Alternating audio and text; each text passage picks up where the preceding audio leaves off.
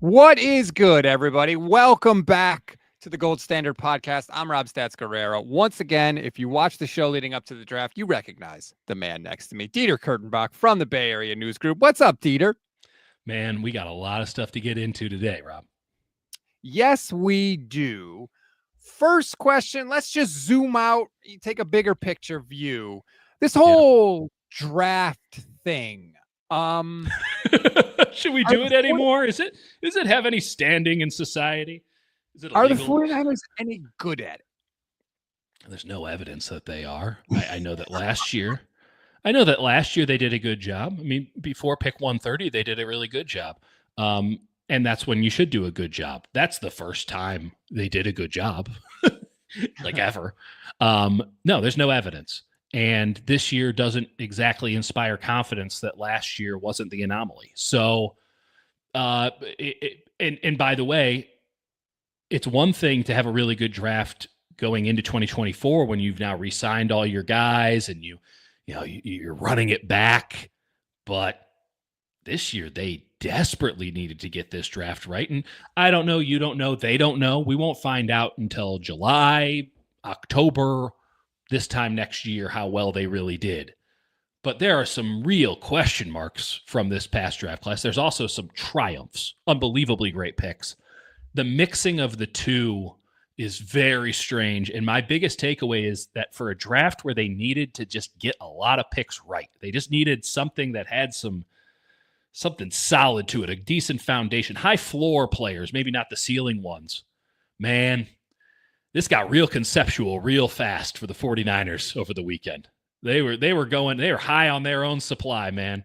They're out here galaxy braining it, and it might work out and it might be spectacular. But boy, they're seeing chess moves on a board where everyone else is seeing very clear-cut, rudimentary moves. They're like, what if we did 42 different things? It's conceptual. I don't know if I love that for a draft, but we're going to find out. I want to give a shout out to our guy, Johnny Dell from Johnny Dell's Football Academy. Says, I'm listening to Hans Zimmer and watching CJ West tape. First of all, I love you, Johnny. I can't wait to do our show on Thursday. That's how I picture you when you're doing the draft guide. It's a lot more, speaking of experimental, like a lot more experimental punk music, very European, Scandinavian funk. We're out there. We're working on different planes of existence. That said, CJ West does deserve soaring odes and scores. CJ West, I mean, you want to talk about an A-plus pick. I came on, before the draft and preached the gospel of Mykel. Obviously loved that pick for them. CJ West was my other guy. He was my favorite boy. And I had him 36 overall on my big board. I think I had him as the third best defensive tackle in the class. I had him above Alfred Collins in that regard. To get him at 113 is a triumph. And the positive thing I'll say on the 49ers here, and it's a lot of positives, and conceptual is all in the eye of the beholder, all this stuff. Their number one priority, and it was unnegotiable, unimpeachable. If anyone had a different opinion, they were not just wrong, they were really, I was going to have to question their intelligence overall.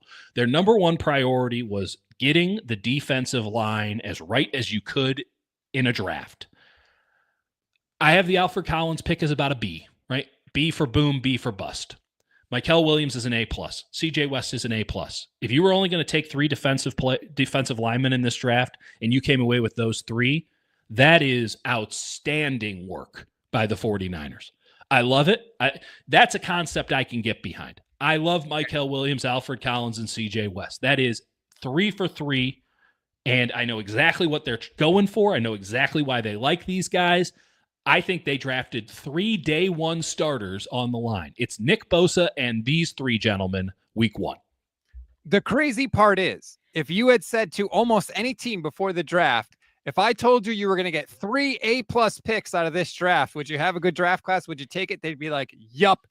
But because the 49ers put so much weight on this draft class, that's really, really good. But they needed more than that.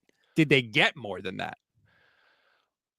I don't like saying we're going to find out because, I've spent way too many hours with all of these guys. I'll say this, not with Nick Martin, because he's not a name that came up at all during it. And I talked about some really random linebackers with some really well-placed people in the league. I'm talking Brandon George out of Pitt for an hour with somebody who was in a position to single-handedly bring Brandon George to his team. Nick Martin's name never came up. And that's not to say that he isn't draft worthy. It is to say that at 75, you might have reached a little bit. And when we talk about conceptual picks, where is the evidence that a player like Nick Martin works? Because they go, oh, well, he's the Dre Greenlaw replacement. Dre Greenlaw was playing 25 pounds heavier than Nick Martin's ever played. And maybe he can get there, but then do you still have the same explosion? Do you still have that same testing score that they love so much? Conceptually, Upton Stout, a player that I really, really like on any other team in football. What does Upton Stout do for this 49ers team besides take a player who is unquestionably great at what he does in Diamador Lenore in the slot and now move him to a place where he is not as good and, frankly, not as valuable? Is having one great player at a position of, certainly not 3-down importance, because you just don't play this, especially the Niners, though they might have to, considering they have no linebackers. But regardless, is taking Diamador Lenore and making him an outside corner, an above average outside corner full time, worth losing the exceptionalness of having him in the slot? Because Upton Stout is not going to be Diamador Lenore. He just isn't. So are you taking 2 above average for the sake of 1 superior? That doesn't seem like a good trade-off to me, particularly when there were really good outside corner options available to you at pick 100. And then, Jordan Watkins and Jordan James are fine. They're fine. I can see why they like them. I can also see that they were a bit of a stretch. The one that's actually the most puzzling, and it's difficult for me to go all the way in because he's pick 160. But Marquis Sigle, I get it, but he is all traits. He is no tape. Nobody was better at getting into the frame late than Marquis Sigle. I watched, and he got in. He was so fast and so smooth when he was coming into the play after it had already ended. Man, he was so good at that. It takes you time to find him on the film. I watched a lot of Kansas State. I was very high on Jacob Parrish, the cornerback there. A lot of people liked him in the slot. I thought he was going to be a great cover 3 outside corner, also available to the 49ers at pick 100 when they took a slot corner. But Marquis Sigle, there is a world in which Marquis Sigle is the absolute truth because he is a crazy athlete. Why didn't he show any of it at Kansas State? Why is it that you can't find him on the film at Kansas State except for running in late? You lose him. He's just, and it's not because he's so talented and so pure that they never go his way. There were teams I did kind of some butt covering after it was all said and done, being like, okay, so what am I missing on Sigle? Because it looks like he's a man with no position. And I don't know really where the Niners envision him. Maybe it's as a Hufanga replacement because he can't see the field. When you really watch it, you're like, oh, this guy doesn't recognize what's happening in front of him. You can see the beach ball from Mac OS going on in his head as it's all happening in front of him. When he finally gets it, bat out of hell. So what a lot of teams saw him as a nickel because of the athleticism, like a bigger nickel. I don't think that the Niners do that because they just drafted another nickel to go on top of the nickel they already had. So if they're going to try to play him, and then you watch the speed and the sideline to sideline ability, and just he's smooth. He's a smooth runner. You go, man, do they think he's going to be a center field safety in a cover 3? Because he can absolutely cover all of that space. But then you get into the fact is, Ed Reed was not an exceptional athlete, right? If you're looking for the Ed Reed type, right, the greatest to ever do it at that position, Ed Reed had an RAS score of 4.5, right? And Malachi Starks is lacking in athletic testing grades, but you watch him and you go, well, he sees it. He knows it. He's got a feel for it. There's an acuity to that position that's very similar to quarterback.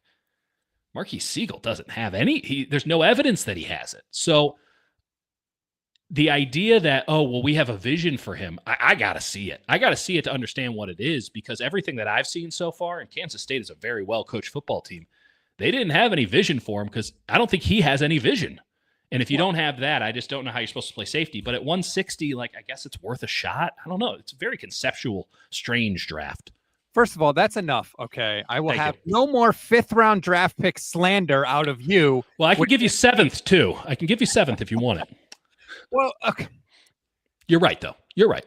I don't know anything about Marquis Sigle. I have no idea. I do think it's hilarious and terrible that the Malik Mustafa news magically drops after Lynch and Shanahan have gotten off the podium for their 3rd time in 3 days. Mystically comes down from above. Like, no one knew anything about that. Yeah. Meanwhile, Jennifer Lee Chan is breaking injury news about Dre Greenlaw, who doesn't even play for the 49ers anymore. That was a little frustrating for me. And do you think that the Mustafa injury situation influenced their picks in the defensive backfield? I don't think so, because they needed a safety regardless. Mm-hmm. It makes the Upton Stout pick even weirder. It just does. Again, like, this team needed 7 starters, right? And it's pretty clear, especially once they got, past pick 100 or so, it's like, oh, they're not going to take an offensive lineman, are they? They're going all in on Furster again. We'll get there. That's their prerogative. But it's like, okay, what did you need? They clearly attach themselves to the positions, and you can see this with Martin at 75. And this is something they have been very prone to do, which is round 1, we are taking a defensive lineman. Round 2, we are taking a defensive lineman. Round 3, we are taking a linebacker.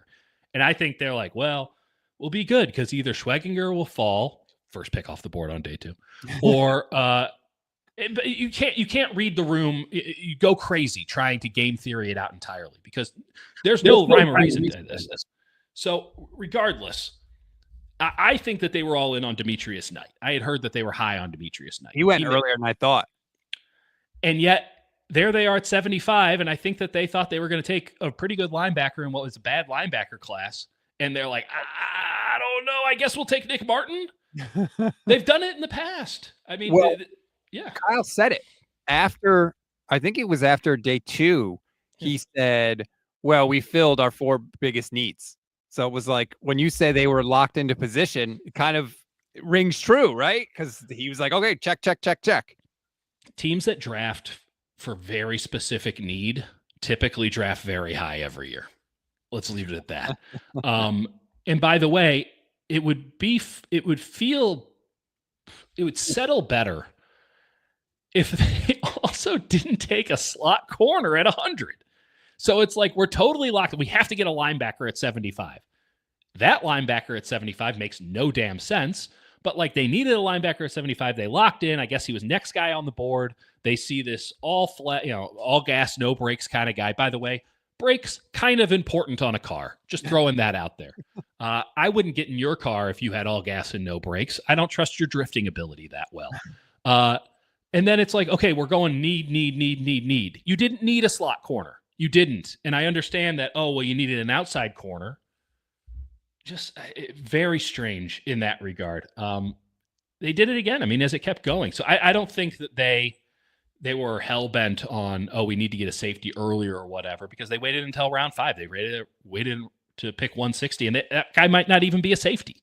That guy might be a Sam linebacker, like a very light one, but like they clearly were not terribly worried about Mustafa. And by the way, they still need to get a starter caliber, because there's no way that Marquis Sigle is going to be able to start for you week 1 unless I know nothing, which is a very viable option, Rob. But I'm gonna stand up for myself right here and now and say that if Marquis Sigle is starting for the 49ers in week 1, something has gone horribly wrong. The big topic of discussion afterwards is, of course, you didn't take a tackle. You didn't take an offensive lineman until round 7. They were actually asked about it afterwards. Here was Lynch's answer. A number of times that we were interested.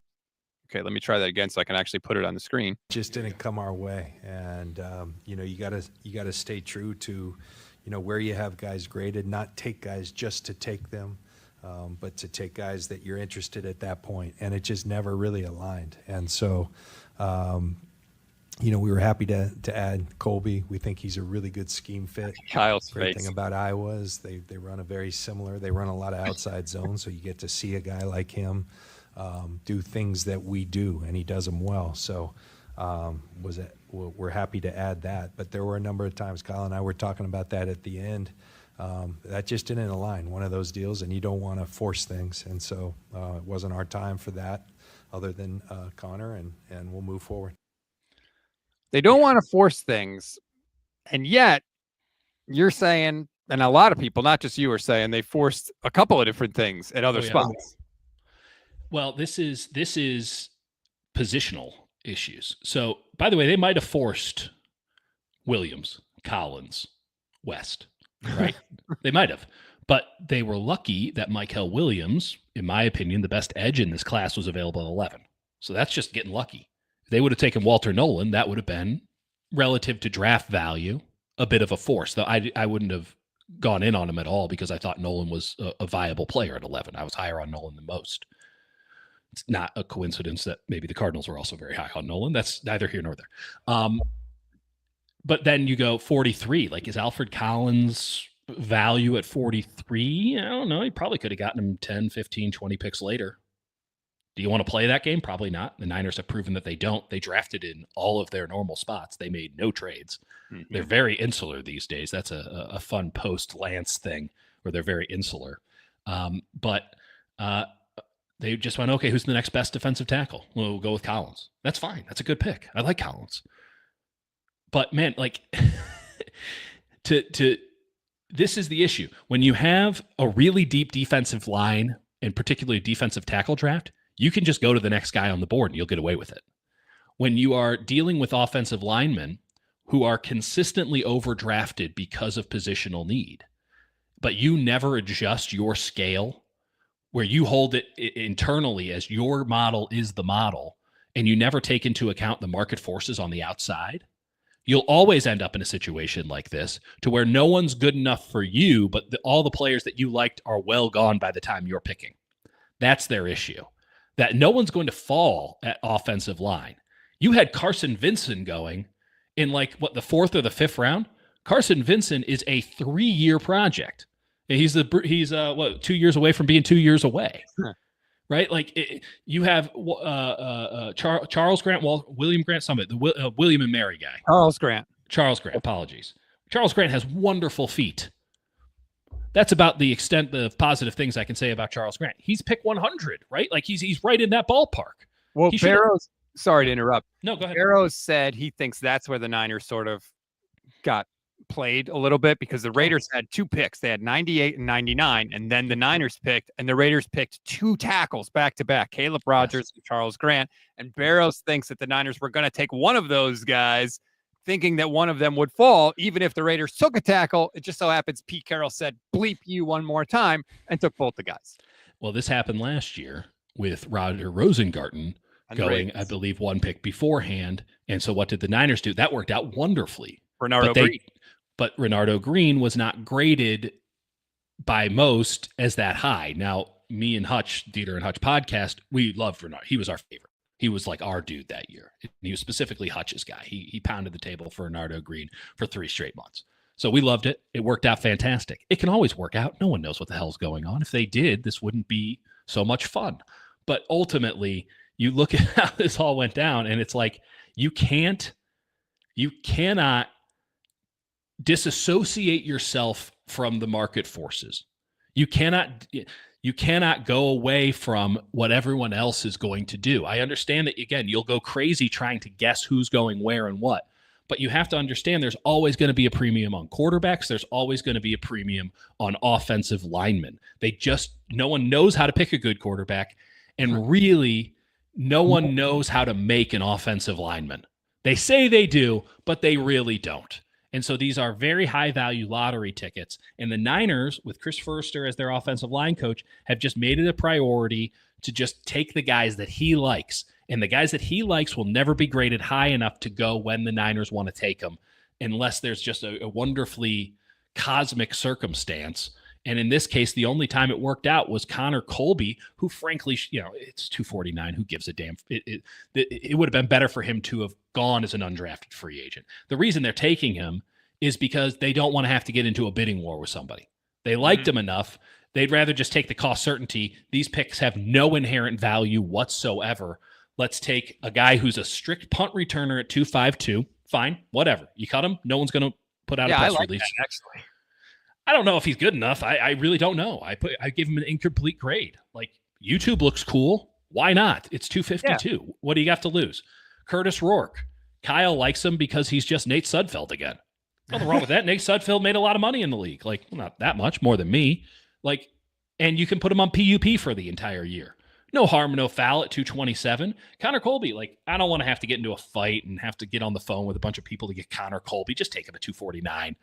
Chris likes him. Give him something. Like Brock That's Purdy. Fine. Like really? Brock Purdy.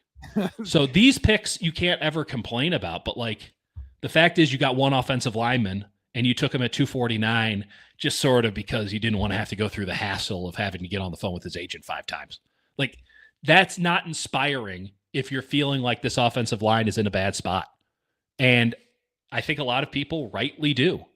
And we don't know the expectation is Trent Williams is going to be there. But, Colton McKivitz was, I would argue, your best offensive lineman, save for Trent Williams last year. Not an inspiring place to start from.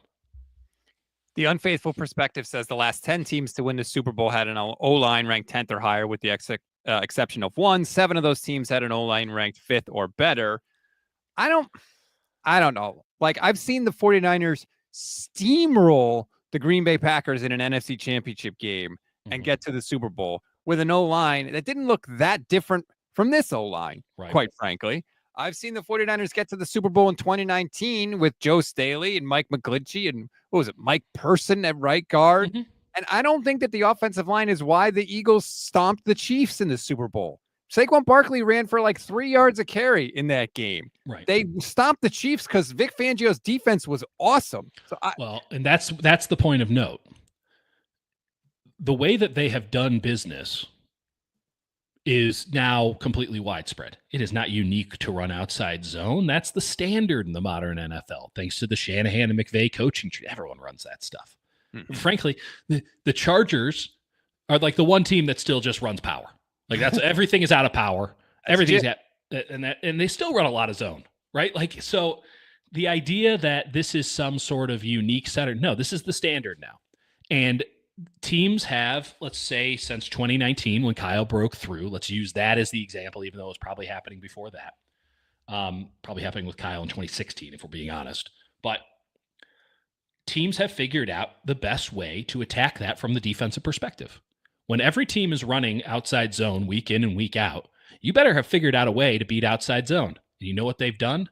They have found frighteningly fast, wide, tall, crazy-handed human beings in the interior. And now everybody has this one gap and go thing. There are no nose tackles in the NFL anymore. There's no place for an Al Woods in this league. You have dudes who have crazy explosion, who are getting angles at the very least off the jump, and they are in the backfield. And every team's doing it. You mentioned the Eagles' defense. What is the Eagles' defensive line? Super freaks in the middle. Super freaks. Jalen Carter should not exist. It's unacceptable that a human can be that big, that wide, have that big of a gut, and be that fast. Like, that's a scary, scary premise. That's what the league is littered with. That's what the 49ers were so deficient in last year. Now they're better at it now. They're way better at it now. They're not going to have to use a fold-out chair as their backup defensive tackle, which is where they were standing going into this draft. And I, again, think Alfred Collins and CJ West are going to start week 1, or at least should be starters week 1, given training camp. Maybe there's some contractual nonsense, whatever.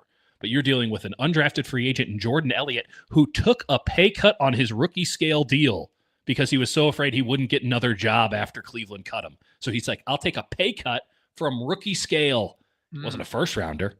Those were your 2 defensive tackles. And I guess Kalia Davis can't leave because he's got a long-term lease or something. But you were in dire straits, and you got my favorite relative to value defensive tackle in West, and then Alfred Collins, who could be an absolute monster. Could be. 650 pounds they added to the middle of that defense. This comment drives me nuts, but I appreciate the super chat on Faithful Perspective. Did they win the Super Bowl, though, Rob? I remember Chris Jones and company ruining the dream. I get scheming, but that stat's no coincidence. Nobody the 49ers could have drafted is going to be able to block Chris Jones, because nobody can block Chris Jones. I'm sorry. There's one player. Who? Creed Humphrey, who they dramatically passed on a few years ago, and I'll never forgive them for. Okay. Because by the way, if you want to do like draft bona fides, look it up. Dieter Kurtenbach, Creed Humphrey. Couldn't have been more about it. Couldn't have been righter. I've been wrong on many things, but I will ride Creed Humphrey for my reputation until the day I die. That's neither here nor there. Could I make the argument that if Spencer Burford doesn't go rogue, and by the way, he's admitted this, like this is not us speculating. And he might be starting next year. But if he doesn't go rogue in the biggest play of the Super Bowl, the Niners may have won the Super Bowl with the offensive line that everybody wants to take a dump on. So like, I don't know. People are very upset about it. I get that they didn't take guys, but like, I don't know. Two thoughts on this, Rob. One, I think a lot of the concern is the fact that you cannot trust Trent Williams to be out there. And Trent Williams is what separates this from being they're okay, they might get it done offensive line, because they have Trent Williams, who might be the best to ever do it, right? Like an Anthony Munoz level, Tony Baselli level player, first ballot Hall of Famer. You have that guy who's still, when he's at his best, doing it at that level. They have that guy, and that takes an offensive line that is bottom 10, and then you can make the argument they're top 10 because of one human being. But he didn't play all last year, right? Like he didn't get you through the entire season.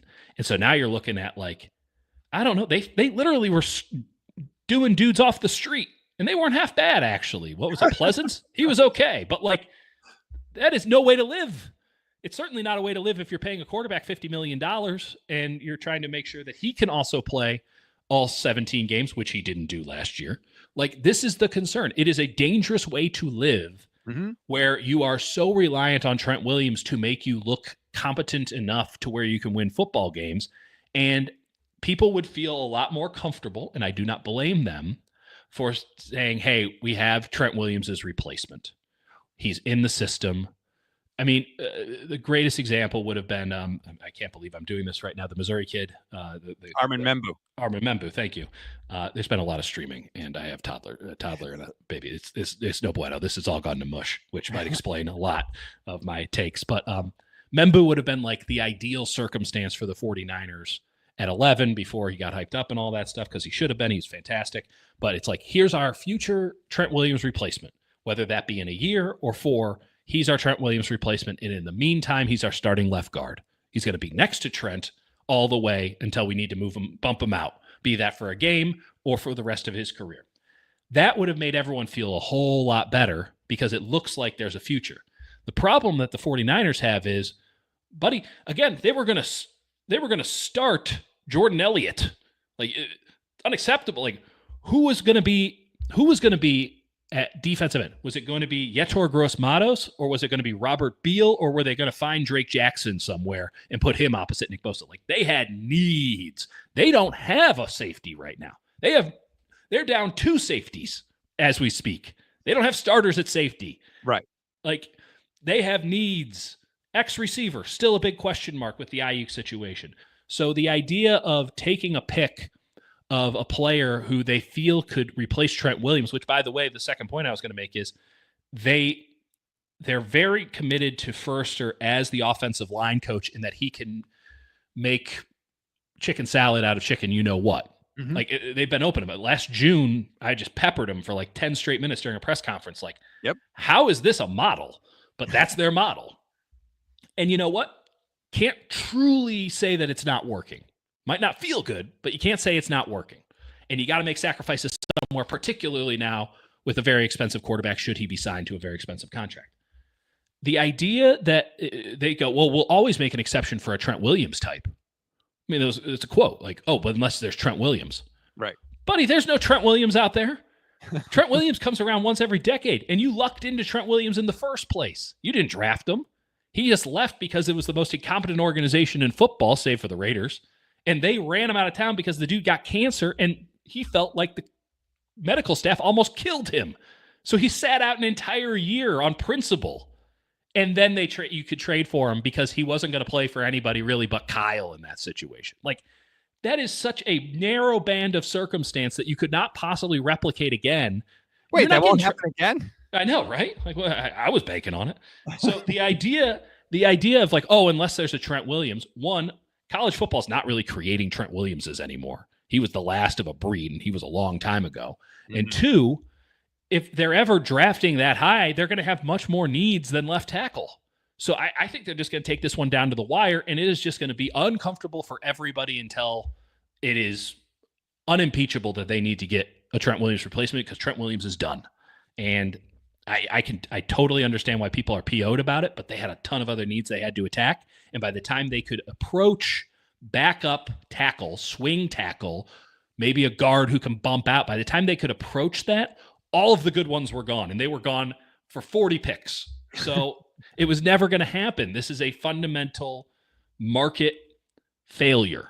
I'm sorry, it's not a failure of the market as much as it is a failure of the 49ers to understand the market. It doesn't matter where you value the stock. What is the stock selling for? If you don't value it enough, there's no puts or, it stays on the market. Like, you can't do any of that. You can't play that game. It is either you want to get this guy or not. And they hold offensive linemen to too high of a standard for too early of a pick to ever really get one of them, because there are teams that'll just say, they'll hold their nose and they'll take them 2 rounds earlier than they ever should. And yet Mike McGlinchey was a top 10 pick. And maybe that was a bit informative as to why they're in the situation they're in now. Like, that is, I mean, and again, when you say, like, you're right, McGlinchey was a number 9 overall 2018. That was maybe a great example of, we were dead set on a tackle, and we were going to get one in the first round, and then we kind of freaked out at 9. Or who win? Like, I think that was a fine pick. He played for them for half a decade. That's the next pick was Josh Rosen, so clearly it could have been worse. I mean, the 2 after that were Minka Fitzpatrick and Vita Vea, but that's neither here nor there. So, like, I don't know where it was on that, but, like, Quentin Nelson, Josh Allen, Roquan Smith, Mike McGlinchey. One of these things is not like the other. But, you didn't have a chance at those 3 prior ones. I also will say, like, the idea that they don't know what they're doing, no one knows what they're doing. The Kansas City Chiefs just gave Jalen Moore $15 million. I mean, the 49ers were like, we'll give you 6. Like, a little bit of a difference there. Mm-hmm. So, the idea that they don't know what they're doing with the offensive line, Kansas City sure seems to think that they know what they're doing with the offensive line. They would know. But they didn't. I don't think anyone does. I think that they stand a better chance than most. And I don't like the risky play of not having a Trent Williams replacement in-house. I think 2 is 1 and 1 is none when it comes to left tackle. But again, at the sacrifice of what? If you wanted to take a guy at 100, yes, the Matt Barrows theory, that plays out. Like, that's logically sound. And then who do we like next? I don't know. I like Upton Stout. Take him then. But at the detriment of defensive tackle or defensive line in general would have been malpractice, because you have Trent Williams still. You don't have a 5 technique, a 3 technique, or a 1 technique that you can start. They triaged the roster, basically. It was like, sure, this guy's bleeding uncontrollably, but if we don't stop this injury over here, the whole organism is going to die. Right. If they were in a better circumstance, they can think about things like, what are we going to do after Trent? They need to ensure that they all have jobs longer than Trent Williams does. That is not a guarantee. Trent Williams could be in San Francisco longer than Kyle Shanahan. I don't think it's like 1 year, but 2 years? Whew. And yet they drafted in so many cases as if they have impeccable job security. It's a very bizarre situation. You think another losing season and Kyle's out? No, I think that another losing season, and it's impossible for Kyle to go into 26 without just nothing but hot seat rumors, and they might sacrifice John at the altar, because this is another thing, and we kind of got into this a little bit last week. You bring it out in me, Rob. I don't know what it is. Yes. We talked about the Parag of it all. Like, who were the teams that drafted well? I would argue 3 off the top of my head, and there are certainly more. But Kansas City, Philadelphia, and I would say Arizona. Those are my 3 favorite. All 3 of those have a very strong GM, a very empowered GM, a GM that is clearly calling all the shots. That's not to say that he's not taking in opinions and other information and that he doesn't run a collaborative ship, but, like, how he makes the call. Right. Veach makes the call. Arizona, we know they got their act together. They've been drafting like crazy really well for the last couple of years. And it's because it's like Bidwell, you don't get any say in this anymore. You're not good at this. And I get to call my shots my own way. So Minnesota did a great job. They didn't have any picks, but they did a great job. So I look at those situations and I say, man, first off, they've had a tremendous amount of brain drain from the front office. And now you didn't go out and get guys to replace the guys. You just promoted from within. That's something they believe in very strongly. At certain points, the Peter principle comes into play, though. And the Peter principle is you get promoted to your point of incompetence. I do not like where their scouting department is at. There are other teams around the league that have made it clear to me that the scouting department for the 49ers is not what it used to be. It's not as sharp. And I'll just leave it at this. You can look at some of the people who are running their scouting department and then look at the areas that they were covering when they were scouts and notice how many bad picks were taken from those areas. And I'll just leave it at that. This is not a good drafting team in general. So now I'm looking at the power dynamics in play in San Francisco. And this has always been the case. And maybe it's been a little bit lesser in recent years because everything was so good. Jed wasn't literally in the center of every shot post pick. By the way, the tweets. Oh my God, the tweets. So Jed's very involved now. That's usually a harbinger of bad things. So the Jed tweets were so embarrassing to Yes. I was embarrassed for Jed. The fact that he wasn't embarrassed is a big red flag for me on a personal level. I don't care about what it means as the owner. He wants to have a little fun with it. Maybe he's drinking a little bit. I don't know. Using a hashtag in the year 2025, unforgivable. What are you doing? What year do you think this is? He had one good one. There was one good one when before they drafted the offensive lineman. He said, no one has suggested offensive line to me, but what the hell? I was like, all right, that one's good. But that's because no one wants your opinion on the matter, Jed. That's why no one's suggesting anything to you. You have no bearing in any of this. And it is not a coincidence at all that every time they'd cut to the war room camera, who was in the center? I mean, literally, he might have marked the floor. He might have blocked this thing before they started. Right in the center. Right in the center. Everyone come and give me dap. What a weirdo. I thought it was so weird that every pick they made, he was like, Robert Saleh, Robert Saleh, Robert Saleh's back in the room. It's like, dude, why are you glazing the defensive coordinator like he's the one making all the picks? It was just so... It'll be easier to fire him. Well, that's what they tweeted out a picture of Kyle, big grin on his face afterwards. And I said, that's the face you make if the picks are bad, you could just blame everything on your defensive coordinator because the owner put it out there. So here's the other thing I wanted to get into. And this is something I've heard from a couple of different people and lines up with my understanding of the situation going in. When you have a GM where everything runs through them, when they make the final call, when they're in charge, everyone knows you got to convince him or her, but him in the NFL that's you want to get a pick, you like somebody, you got to go convince them.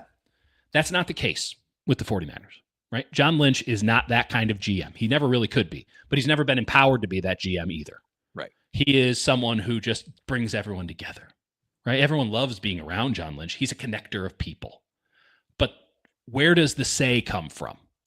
Who actually calls the shots? And this flows through every aspect of the organization. So now you've had a situation where a lot of very talented people, some of which are running teams, some of which have already been fired from running their own teams, have left the building. Okay, so you don't have that institutional knowledge, which frankly a lot of them were inherited, right? Coming back from the Harbaugh era, and then they stuck through it because they love working for the 49ers. A lot of that you inherit. There is no job with better security than NFL scout. I have no idea why this is the case, but they're just, you're in and they never leave. You can get promoted and then you fall back down a rung. It is unbelievable how incompetent some of these people can be without even fearing that they could lose their jobs. Every now and again, you hear about a team that completely wipes out everybody, but most of the time you just inherit whomever the team has. So when you don't have a GM that has that kind of oomph and power, that strongman GM, that's okay. Doesn't mean that that's a guarantee of success. But it does lead to a more discordant level of opinion. And when you're in the draft, you need to have hashtag conviction on your picks. What happened in this draft, unquestionably, is that the coaches got to lead the way. This has been the case in the past. But the coaches got to lead the way. And it's not surprising when you consider where the scouting department is right now, that Coaches do reports. Front office people who stay in-house do reports. And then scouts do reports. Usually, the GM in a good run organization will send scouts out to do a secondary report on a guy that's already gotten an in-house report. And then if they like that guy, then the coach will do a report on all of those guys. And that's how you funnel it down into a more manageable group. I think everyone was just doing reports on their own. John Lynch takes them all in. And then when push comes to shove, I guess we'll go with the guy the coach likes. There's a lot of, and this is what I was talking about with conceptual, there's a lot of, well, Robert Saleh wants his defense to be this. They want to have big, beefy boys up front protecting fast, small guys in the back. Mm-hmm. I think if you had a scouting department that was worth their salt, or a GM that was looking at the big picture of the league, they'd say, yeah, that's all well and great. I love the concept of that. But what happens when we're down to our fourth linebacker because this guy's 6 foot and 225 pounds, and those guys don't make it in the league? Well, why did Robert Saleh take, Nicholas Martin? Oh, well, he can be our Dre Greenlaw replacement. Why did he take Upton Stout? Well, he could be our next K1 Williams. I hate that. It's just trying to recreate an old album that was good after 10 years. It's not going to sound the same because it's not the right place or time. The league has changed dramatically. Why? Well, we couldn't possibly take an offensive lineman that maybe a scout likes, or that maybe, and this is the real part, like guys in my front office that really like. I couldn't possibly do that because our offensive line coach doesn't love them, because the offensive line coach might have figured out, and he's good at this, if you never give me anything, you can't fire me either. John Lynch tells that story about how when he was drafted and the coach that drafted him didn't want him, and so he didn't play him. So you're right. Like, he's kind of telling you that the coaches are the ones Jed's telling us. Yeah, I know. You just talked to me last week, and what did you say? You said, well, they kind of revamped their draft process, and that they wanted to get consensus. And so instead of consensus for round 1 and John for round 2 and Kyle for round 3, it was going to be more consensus. And now we're sitting here saying, no, the coaches just made the picks. You're right. First off, I said that they wanted to do consensus. That doesn't mean that they will. Last year they did. That last year it was actually John, very led by John, and which is interesting because the coaches were fried. They didn't have time to do the reports. Someone had to do the reports. They've had nothing but flipping time now, baby. They've had months to do these reports. They've gotten really galaxy brained with it all. But last year they didn't have time. I barely had time to do it, and this is my thing. So the idea that, and so John just had to run it, and there was less being brought in, and it was just pretty strictly, it was basically John's guys, the guys in the front office and the scouts that are on the road year round. There wasn't a lot of extra voice because the coaches didn't have time to do the reports. The draft was 6 weeks after the end of the season, and everyone got a week and a half off. So when are you going to do these reports? Okay, you can narrow it down. Here's 4 or 5 guys we like, as opposed to this year where I'm just guessing on this one. Here's 30 guys we like. Here's 25, 30. And we've lost more scouts since this time last year because, we were in the Super Bowl last year, and so we lost more and more people. I think that it will never happen, but I think that the lesson out of this draft is you need to let John run the football team. And if you don't believe that he's capable of running the football team, then you need to find somebody who you can put in a position of full empowerment. Because this whole kumbaya consensus nonsense, it sounds well and good, and it definitely plays in the Bay Area, but I don't think it's a very effective way. This is not a democracy. I don't think it's a very effective way to run the government. And by the way, there were checks and balances, and those don't seem to be in place in government, maybe. Definitely not with the 49ers. You look at the teams that do this well, what do they have in common? There's one unified voice at the top, and all information funnels through him. And right now, I just don't get that impression with John Lynch. It used to be that Kyle did it until Kyle was so bad at this that they said you can't do it anymore. But when you have a GM that's not allowed to sign the big contracts, is trying to appease everybody with draft picks, and now isn't allowed to sign free agents because, well, that would go over the budget. It sounds like you've neutered him from whatever power he once had, and that is a surefire way to put your team behind the 8 ball, I think, in the modern NFL. Well, this has just been a festival. I'm sorry. That's where I stand. I mean, they still don't have 2 safeties. And yet you started this conversation by saying, hey, they made 3 A+ picks in this draft. 2 A+ picks and a B. But yeah, they nailed it. They nailed it when it came to doing the top priority. And that's great. Like, that's a really positive thing. Their top priority was defensive line. And I have a hard time. There's certainly circumstances, but it's very difficult to make an argument that they could have done any better with 3 defensive line picks, which were a minimum in this draft. Mm-hmm. But they had so many other needs. That'd be great. Most teams come in with like one thing like that. And they get 7 or 8 tries to get that one thing right. And they can take some whims and woozies and lottery tickets and other places. They're like, okay, so our number one priority is defensive line. We got to get that right. Okay, they did it. Well, they clearly didn't have the bandwidth to get anything else right. Like, we also need a wide receiver. We're going to need a running back. We're going to need an offensive lineman, at least probably an interior one. We're going to need a safety or 2. We're going to need an outside corner, or I guess an inside corner that lets Diamador Lenore play outside. And we need a linebacker. And then they were just like grasping at straws for every other one.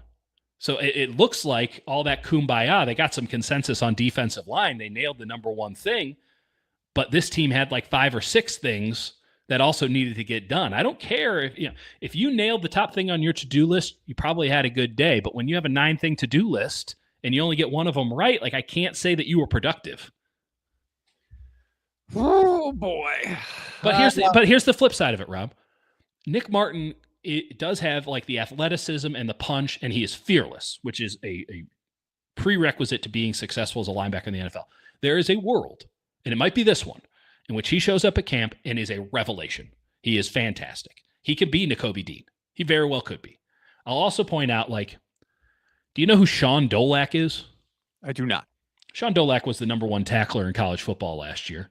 Jackson Woodard, Colin Ramos, Travion Barnes, Jacob Rodriguez. I mean, stop me when you know these names, buddy. Right. Isaac Smith, Jaden McDonald, Jay Higgins. Hey, I got one for you. Stone Blanton, 124 tackles last year. He's an undrafted free agent coming to the Niners. Like, these are the guys who led college football. Carson Schwegenzer is on here. He was 3rd. So he's good. Could Nick Martin be Chris Borland? Also picked in the 3rd round. I don't know if that's a good example to use, seeing as Chris Borland was here for a good time, not for a long time, right? Like, that he can be Nakobe Dean. The problem is Nakobe Dean can't stay healthy. My concern with Nick Martin isn't, well, there's a couple. One, he's built like a coverage linebacker, but isn't good at coverage. So that's a concern, right? Most of the time when you have a linebacker that small, they just blanket one side of the field as a true weak side linebacker.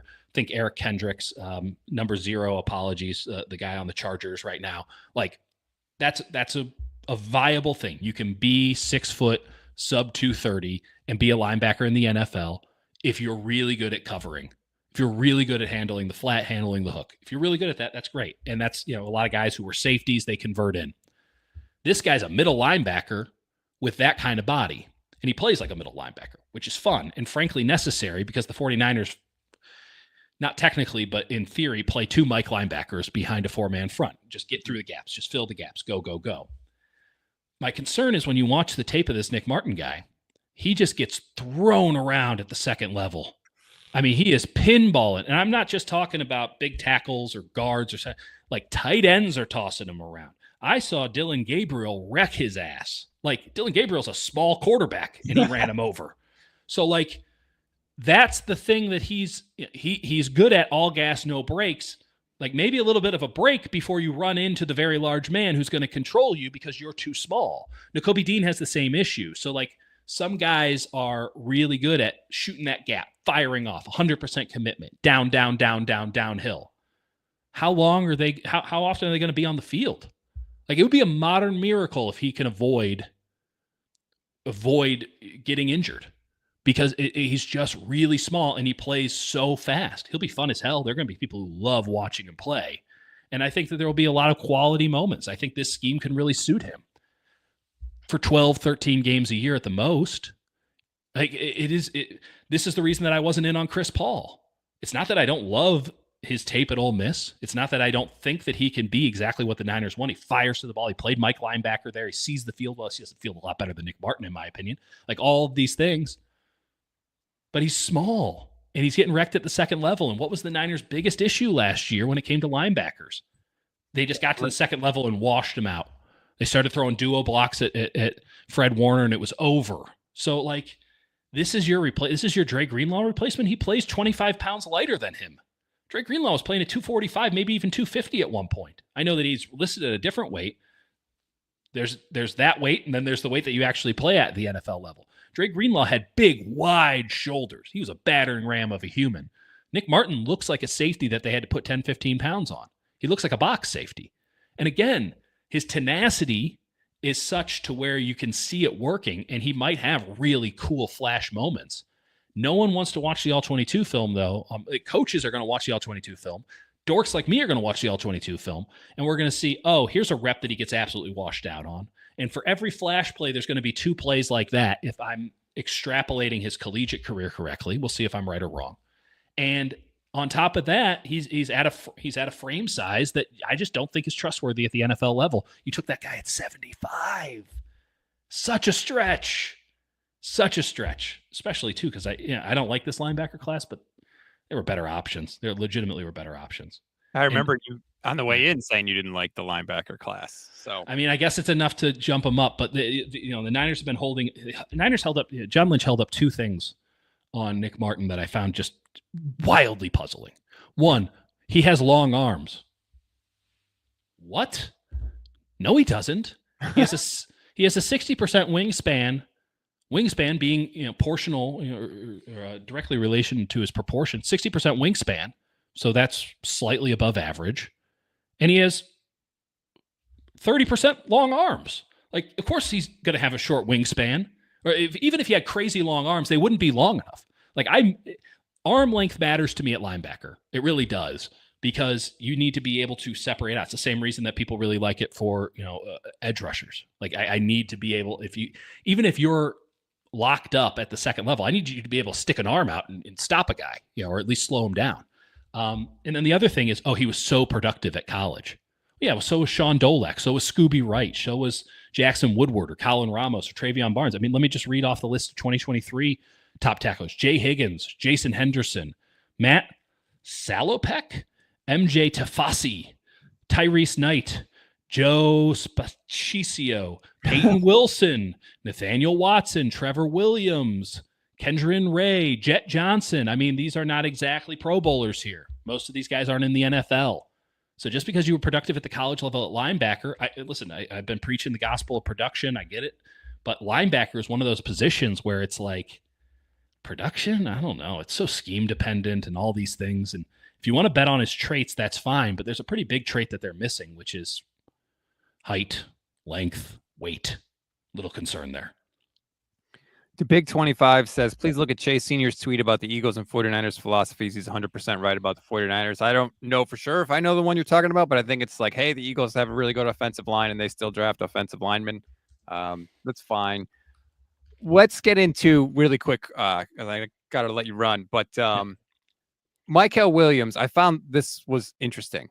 He said, I can't wait to play in the wide 9 because if I'm out wide all the time, like that's where I think I do my best work. And I'm really excited about that. But Lynch and Shanahan talked about how much success he had when he moved inside. Do you think they're just going to put him outside wide and let him go just live there all the time? Or do you think they are going to try to move him inside? Because I don't love that, to be honest with you. Like, let the guy do one thing that he's good at. If he's good at setting the edge, let him set the edge. Yeah, I think it's a false premise. He's going to be playing 5 technique. And this is something that I loved about him. He was actually playing defensive end. Now, they played him at 4-eye a lot, and they played him inside a lot, and they put a lot of responsibility on his shoulders. But he's not built to be a wide 9. He's not built to be out there. I'm glad that he wants to be out there. I'd like to see a bit more of a pass. I'd like to see more of a bag. How about that? Oh, okay. In order to, say, hey, he could be a Nick Bosa replacement in a couple of years, but he's 20 and he has enough to where you can at least extrapolate that out in an ideal world. I don't think it will get there, but I think there's a world in which, hey, you can feel good about it. But he plays defensive end. All these other guys, he's held up as an edge. What the hell is edge? What does that mean? Oh, he's a 3-4 outside linebacker. How about, do you play defensive end? Like, do you put your hand in the ground and go at the tackle? Can you do that? Because otherwise, I don't know what you are. unless somebody who can just come in on third down and you hope that no one touches you. Like, I want someone who can play football. I want someone who can play defensive end. And I've hated this edge nonsense for years. Nick Bosa, to his credit, plays edge. He is so far away from anybody that has to be a new position. But at the same time, he's engaged. He can handle one-on-one contact. He gets into battles. He's not just trying to run around. Edge guys, what I imagine is they're just trying to run around the tackle as fast as possible. Right. If they ever get touched, it's a real problem because they're just off the edge. Mykel Williams, as evidenced, will be able to handle the war that is offensive versus defensive line. And I think that there's enough pass rush skill to where you can say, hey, this is really good. But in the worst case scenario, who gives the 49ers what they haven't had since Charles Omenihu was here, which is somebody who can just hold a damn edge, who can win a one-on-one rep on the outside. We're talking Sam Aquanu last year as some sort of revelation. He's a nice enough player. He's a great guy. Love Sam O. But come on now. I mean, we're holding up Sam O as some sort of revelation. Nick Bosa, I mean, I don't want to give too much away here, but like the complaints that I have heard from a certain player about the other side not setting an edge, it's been years. It's been years to the point where when I finally go over to him and be like, hey, Sam O, looks like he's setting an edge, and just beaming, couldn't have been happier. What a time to be alive. That's how little had to be provided for it to be just a dramatic upside. Nick Bosa is getting more than that day one, and now you also have a 20-year-old who can turn into whatever you want. Bumping him inside, that's fine. Third down, you want to bump him inside, go to town. I think he'd be really good at that. I think there's evidence that he'd be really good at that. But he's someone who's 275, can get off the edge, and this is exactly what this team needed. As much as defensive tackle is probably the number one priority for position because they needed multiple defensive tackles, getting someone who can play opposite Nick Bosa had to be right there neck and neck, and they couldn't have done any better in getting Mykel Williams. I'm just over the moon about the pick because, yeah, you know, the numbers might not look great. People complain about production. Watch the reps. Just watch the reps and tell me when he loses one, and I'll be waiting eagerly for your call. I don't think I'll be getting one. Last question comes from Moonman Ed, who says, is there any update on Purdy or Kittle? No. The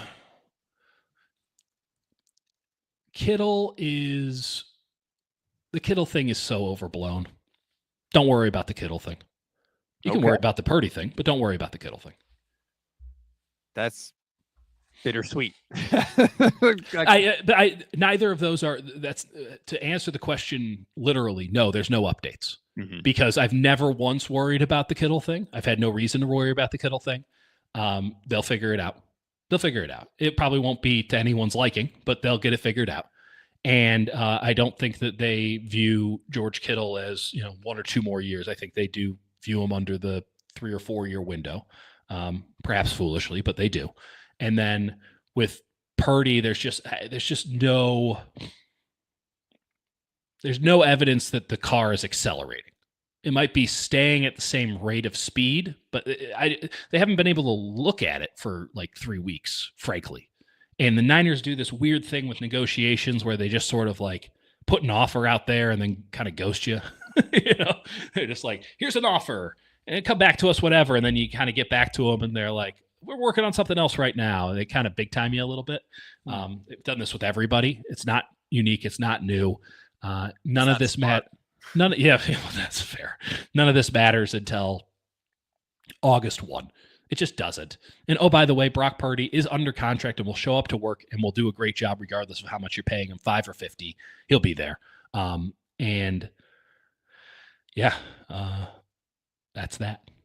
All right. Well, I appreciate the update. Got a lot of little nuggets in there that I'm going to have fun breaking down in a few hours when I'm joined by Vish Kumar and Dieter Kurtenbach. Thank you so much. Check out the Dieter and Hutch podcast. I highly recommend it. You can read more at the Bay Area News Group as well. Thank you so much, man. I always have fun. I always learn something talking to you. I appreciate that, Rob. Hopefully it's all for the better, man, but I really enjoy it.